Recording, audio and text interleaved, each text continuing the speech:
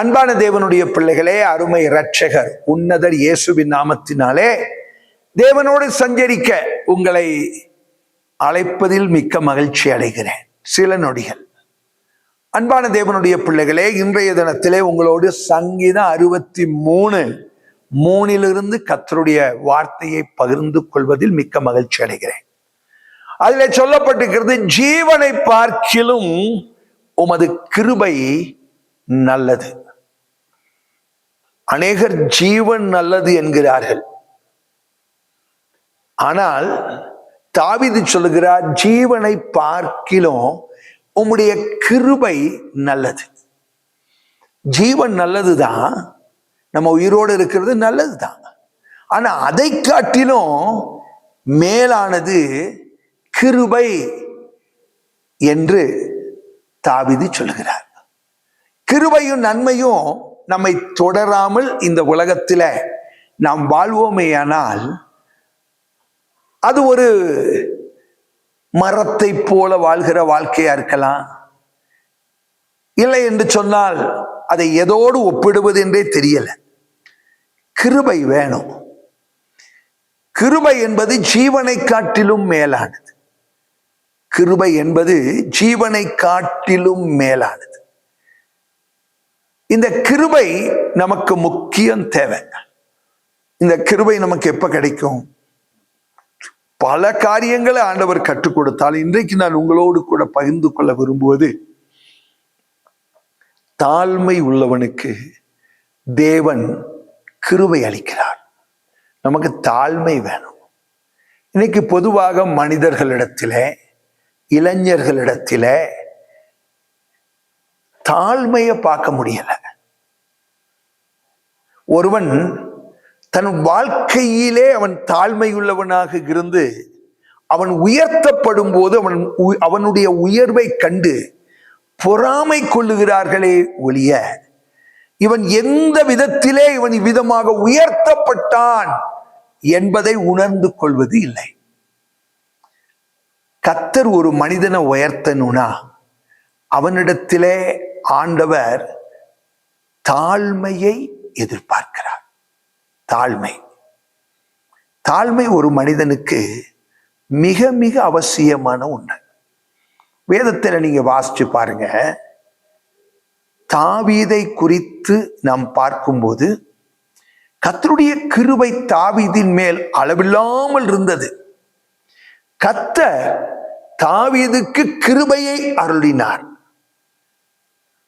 அந்த கிருபை அவனை விசேஷமானவனாக மாற்றியது.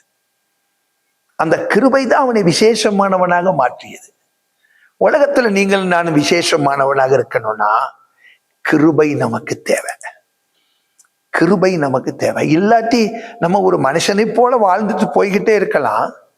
எல்லாரையும் போல நாம் வாழ்வதற்காக கர்த்தர் உங்களை என்னையும் இந்த உலகத்துல பிரித்து எடுக்கல. நீங்களும் நானும் விசேஷமானவர்களாக இருக்கணும். அப்ப விசேஷமானவர்களாக நீங்களும் நானும் காணப்படுவதற்கு வேதம் சொல்லுகிறது, நமக்கு தேவனுடைய கிருபை தேவை. அந்த கிருபை எப்பொழுது கிடைக்கும்?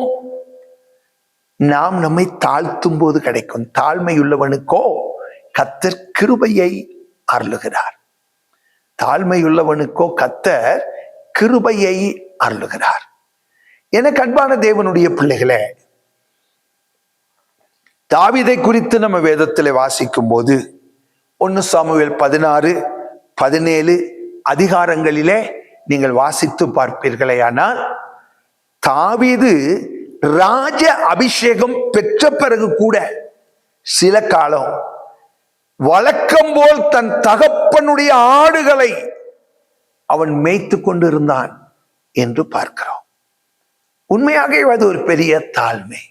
ராஜ அபிஷேகத்துக்கு பிறகு நாம் போய் ஆடு மேய்க்கிறதா? அண்ணன் அனுப்புங்க, யாரையாவது அனுப்புங்க, அதெல்லாம் முடியாது, அப்படியெல்லாம் சொல்லல. ராஜ அபிஷேகம் பெற்ற பிறகு அவன் ஆடுகளை மேய்த்தான் என்று சொல்லி வேதத்திலே வாசிக்கிறோம்.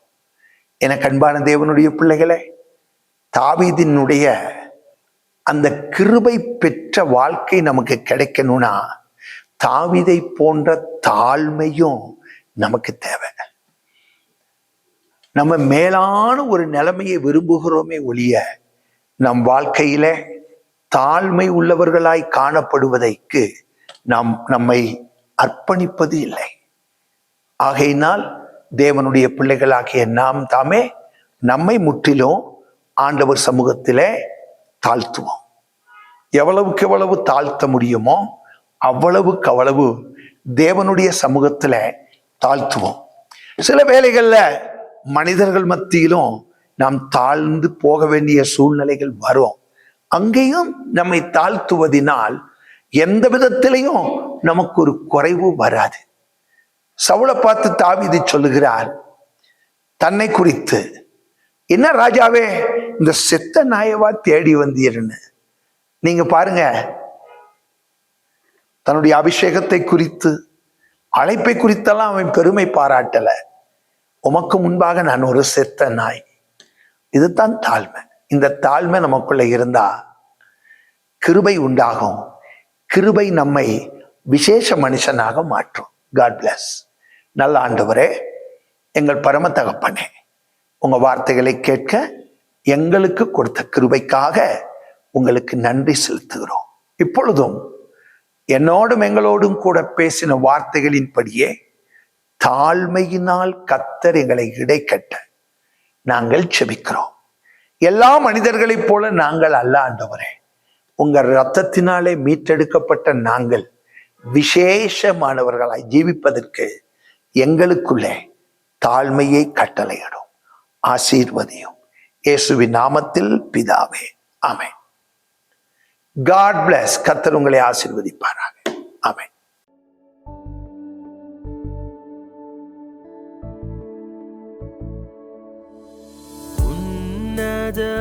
உன்னதமானவரே, என் உறைவிடம் நீர்தானே. உன்னதமானவரே,